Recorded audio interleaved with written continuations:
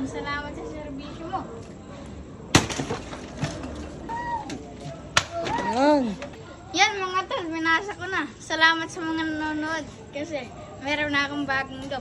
Ganito nga mga tol ang itsura ng lop ni AJ kaya sinumulan natin buuin ang pangarap niya. Kahit nga sa sira-sirang kulungan ng kalapati niya, determinado pa rin naman siyang mag-ibon. Ano pa kaya pag nabuon namin tong dream lop niya? Deserve din naman kasi niyang magkaroon ng bagong lop kasi napakatagal na rin naman nung dating lop niya. Kahit medyo matagal yung naging proseso namin sa paggawa ng lop niya, ang mahalaga, eto, mabubuo na.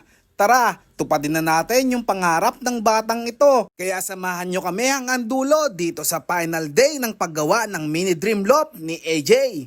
Inumpisahan nga namin ang pagpunta sa hardware para bumili ng materyales pati na rin itong chicken wire na gagamitin namin bilang sahig. Para nga may pangbili, kumurot ulit tayo mga tol sa affiliate commission natin. Para nga sa bubong mga tol, sakto ngang may naitabi ako ditong long span. Nasa tingin naman namin ay sasakto dun sa ginagawa naming mini dream lop ni AJ. Bukang para kay AJ nga talaga tong naitabi kong long span na to mga tol. Etong at pinatong namin dun sa ginagawang mini dream lop. Saktong-sakto nga mga tol pero patagilid nga lang. Napansin ko nga mga tol na nilagyan na pala ni Brad Balong ng tukod, yung gitna at yung likod. Tulad ng mga suggestion nyo mga tol. Ayan, ginawa na namin. Inumpisahan nga namin itong huling araw ng paggawa ng mini dream lop ni AJ sa pagkabit ng mga perch mga tol. Ayan, sinusukat na ni Brad Balong kung saan namin ikakabit. Siyam nga lang yung may kakabit mga tol no kasi alanganin yung binigay kong perch na wooden. Tulad nga ng pagkabit namin ng mga frame ng magiging lop ni AJ nagbutas din kami sa pader mga tol para malagyan ng tox. Basic na nga lang din mga tol ang pagkabit ng wooden perch kasi nga't dahil dito sa tox at sa butas. I-screw na lang namin dyan mga tol yung perch gamit ang tech screw. Nung una kasi mga tol sinusubukan namin concrete nail kaso nga lang nangangalay daw si Brad Balong kakapukpok. Kaya nga ganitong diskarte na lang ang ginawa namin sa pagkabit ng mga perch. Sinusukat na nga namin dito mga tol yung binili namin chicken wire. Kasi nga nung nasa hardware kami ang gusto ko nga bilhin is 2 meters. Pero sabi naman ni Brad Balong, 1.5 meters lang yung bilhin namin. Bale 1.5 meters by 4 feet nga pala mga tol yung nabili namin chicken wire. Which is sakto lang talaga. Binuo nga namin yung pagkakaputol hanggang doon sa viewing para mas magandang tignan walang dugtungan. Sakto nga din pala mga tol yung 4 feet na haba nitong chicken wire dito sa ginagawa naming mini dream lop. Kaya yung mga nagtatanong dyan kung gaano kahaba yung mini dream lop ni AJ, 4 feet mga tol. Inumpisahan na nga din namin mga tol yung pagpako sa chicken wire.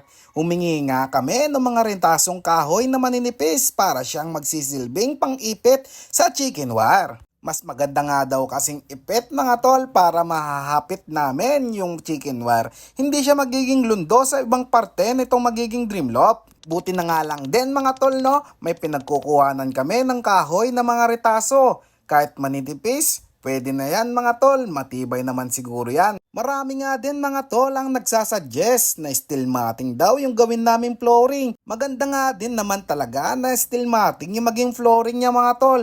Kaso ang problema ay yung budget namin. Hindi namin alam kung saan pa kami kukuha. Kasi sabi ko nga mga tol na spontaneous nga lang yung paggawa namin ng lop ni AJ. Kung anong available naming resources, yun na lang yung gagamitin namin. Hindi rin naman kasi mapili si AJ, ang gusto nyo lang din naman talaga yung magkaroon ng mas maayos na lop kumpara doon sa lumang lop niya. Malapit na nga namin matapos yung pagsahig dito sa mini dream lop ni AJ.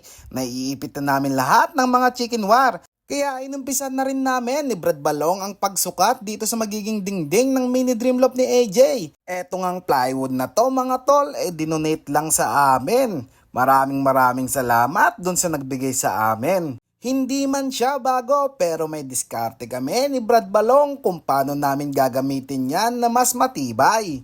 Pagkatapos niya ngang lagariin, sabi niya nga tara nga tol, isukat nga natin kung perfect fit naman ba yung pagkakalagari ko. Nung nailapat nga tignan nyo nga, saktong-sakto. Pero hindi muna siya ipapako kasi sabi ko nga may gagawin kami dyan para tumibay. At heto naman ako, nag-iinaso. Hala sige, todo sa pagpako. Ginagawa ko pala tong landing board ng magiging mini Dreamloft ni AJ mga tol. Huwag kayong mag-alala mga tol, dudugtungan pa namin yan para mas maganda yung landingan pagdating ng abangan.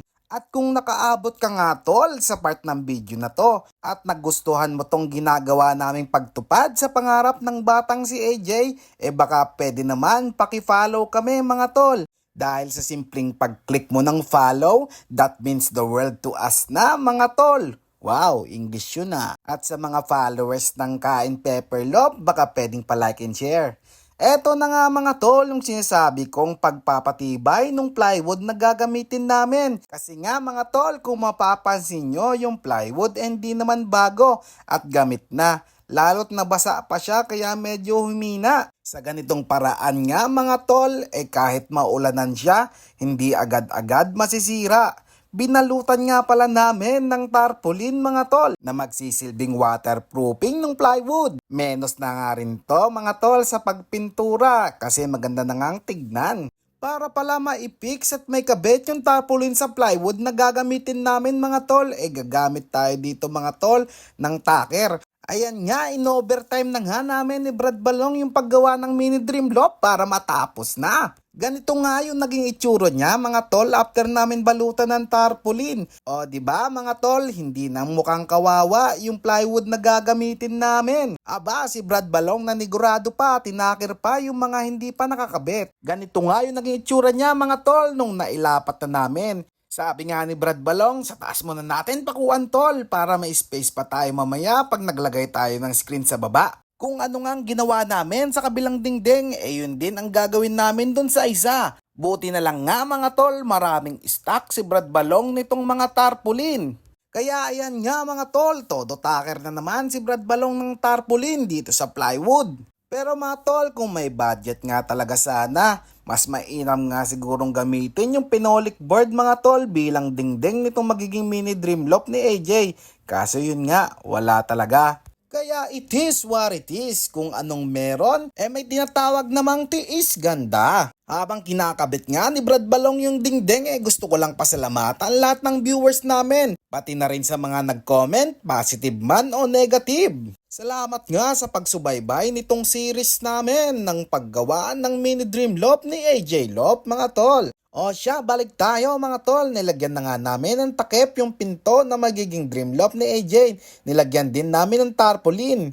Pati nga itong release doon sa may viewing section, nilagyan na rin namin ng screen. Pati na nga rin tong sa taas ng pinto, nilagyan din namin ng screen para mas maganda. Dito nga mga tol, kinuha namin yung fine mesh galing dun sa lumang loft ni AJ Loft. Siya namang nilagay namin dito sa may viewing section. At kahit papaano, may alaala pa din ng lumang loft ni AJ Loft dito sa mini Dreamloft niya. Hindi na nga namin papakita yung pagkabit ng bubong mga tol para may surprise. Bahala na si AJ mag-reveal. Alam, salamat sa serbisyo mo. Yan.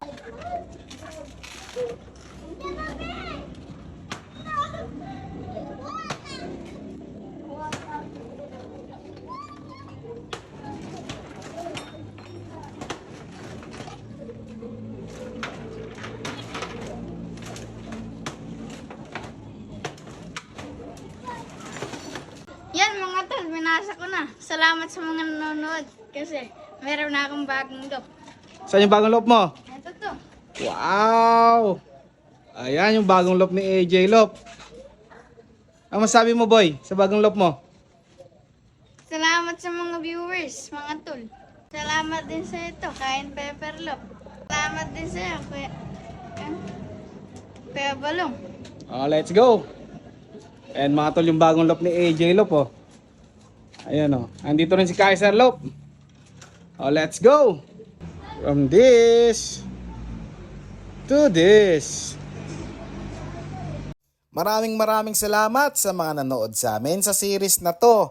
Maraming salamat sa mga suggestion nyo at sa mga nang-bash sa amin. God bless you sa inyo. Salamat din sa Diyos sa pagbigay sa amin ng kakayahang tumupad ng isang pangarap ng isang batang pansyir. Let's go!